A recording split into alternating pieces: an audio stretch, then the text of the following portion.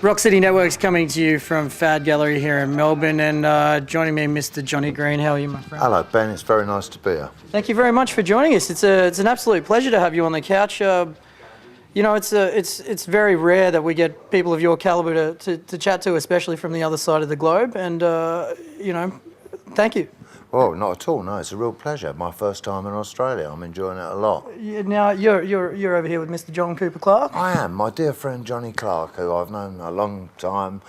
We've got a past on us. We go back to the birth of punk rock. And when Johnny was coming out here, he said, "Fancy tagging along?" I said, "I couldn't think of anything nicer to do, really." Yeah. Here I am. And as it happens, John said, "Well, do you want to read a bit from your work? Talk to people?" I said, "I like nothing more than that, you know." And plus, I get to listen to John Cooper Clarke every night while I'm over here, and that's always a bonus, you know, because no two John Cooper Clarke shows are the same. He's like a jazzer, you know. He's just improvising every night. Yeah. So for me, that's a delight, you know.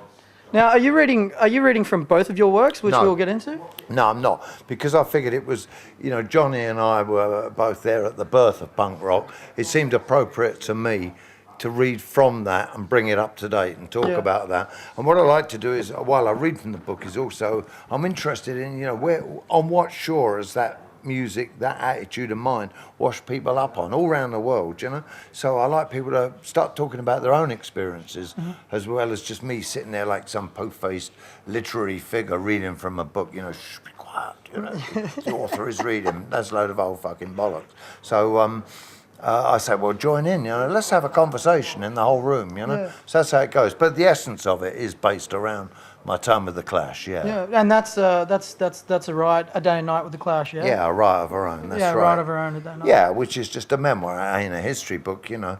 And I've had the odd dispute with Paul Simonon about whether he wore yellow socks or red socks. But in essence, I say that's what happened, you know. Yeah. The detail might have gone wrong in the twists of memory down the years, but you know, it still seems as fresh to me as it did back then, really. Now, can you take our viewers just through a brief history of how you actually found yourself in this position? Because it's quite a unique story in itself. Yeah, well, it's completely by chance, Ben. You know, I'm the fan that got lucky, for Christ's sake. You know, I was like many people strung around the country, the world. You know, really cheesed off with the way music had just gone flabby and meaningless.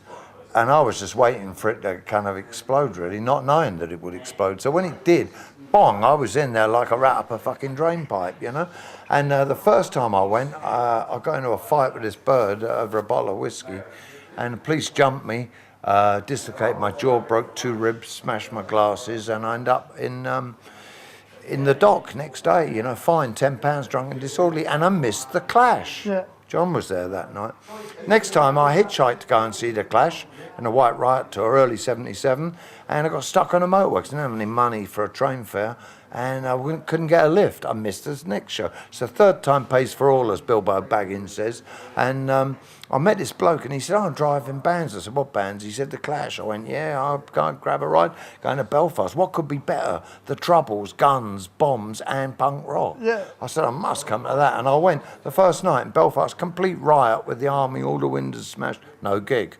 Damn, I'm foiled again. Next night down at Trinity College in Dublin, and they said to me, well, we're short of a follow spot operator. Can you do it? I went, of course I can. Never done one in my life, until no one.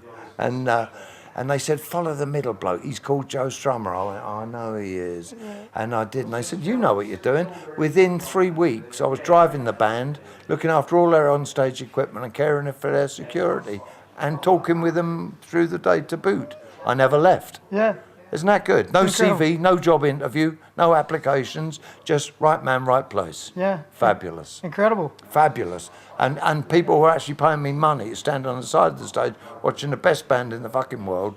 You know, how lucky does that get? Yeah. I mean, it's a good story, isn't it? Well, it's just outstanding. And I mean, you must have some intestinal fortitude to have stayed around that long. I mean, I guess. It wouldn't have been easy back then, I would imagine. People have forgotten that. People say, great rock and roll band, and I say, very true.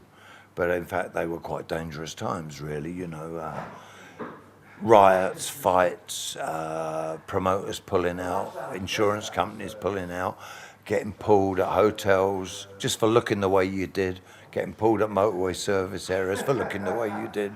They were tough times. You know, when the Clash sang, "What we wear is dangerous gear, get you picked up anywhere," it was true.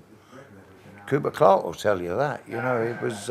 People have forgotten that. It's all accepted now. It's kind of postmodern interpretation, but actually it was seen as threatening and confrontational at the time, particularly at gigs, and it was meant to. It was meant to say, "Come on, we'll take this stuff on." It's about thought and attitude, provocation. We're not going to accept second best, third best. So I was well up for that. You know, anything that was thrown at us, we could cope with. You know, we were a gang. Yeah. That's the thing. It was a gang. Terrific. Now, was there? I mean, people ask this question all the time. I'm not one for it, but I really do want to know. Was there at any point during that time you even had a thought that these guys were going to be as big as they were? No. Was it right from the start, or was it just No. you were just? It was a band you liked. You're on the road with them, Yeah. and that's just how it was. Yeah, it was. I knew they were good. You know, I knew they were really good, and I really liked them. And I knew they believed in themselves. Mm-hmm. And I also knew that they had determination. I also knew they were not prepared to do anything to do it. They wouldn't have compromised and sold out on their own belief system as to how you should operate. And they were making it up as they went along. Remember, this is a band that by and large had no management, because they chose to manage themselves, complete control. That's what they wanted. It wasn't always possible, but by God, they got close to it. But I think we were working so relentlessly. I mean, no holidays there, you know, 7 days a week, rehearsing 7 hours a day. They weren't brilliant when they started, but they really worked at it, working at songs, you know. It wasn't sit around, get stoned stuff. It was drive on. Whether they get that big, I don't think anybody stopped to do it, but I think the attitude of mine was just to try and turn the whole music business upside down on its head. That was the point. It wasn't to drive around in Rolls Royces. You did a pretty fucking good job. Well, it seems that way now, don't it, Ben? I was at a do last night about Aboriginal music, Yeah. you know, and there were these people coming up, Aborigines.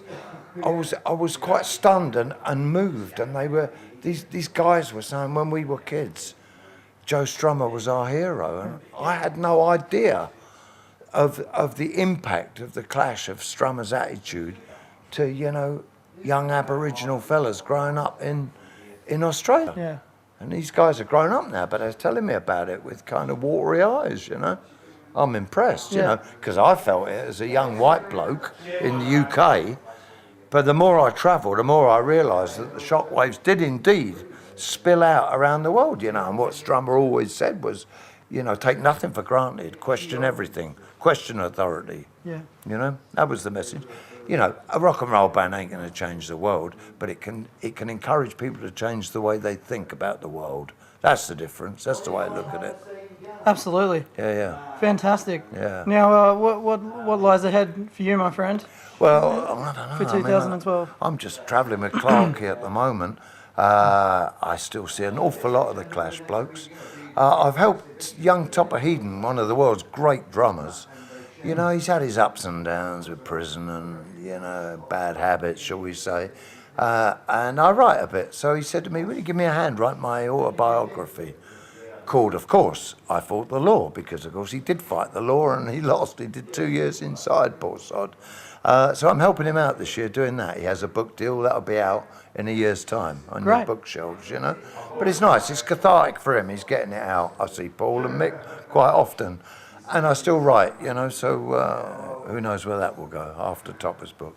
Fantastic. Well, Johnny, thank you so much for giving me your time. It's an Not at absolute all, pleasure. Ben. It's You know, lovely to meet you. It's quite lovely to meet you too. It's quite, like I said before, it's quite rare to have a person of your caliber and John Cooper Clarke to sit down and chat to. And if we're ever over your side of the world again, we'd love to catch up. It'd be fantastic. It would be lovely to speak with you again. You know? Fantastic. Two old duffer punk gentlemen travelling the world.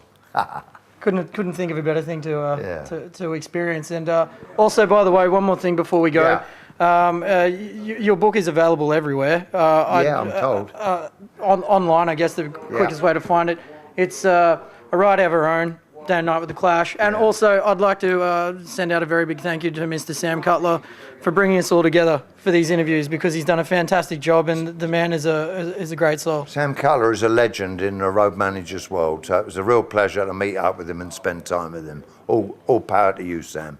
Thank you very much, Johnny. It's Johnny Green here for Rock City Networks. We're doing it from Fad Gallery.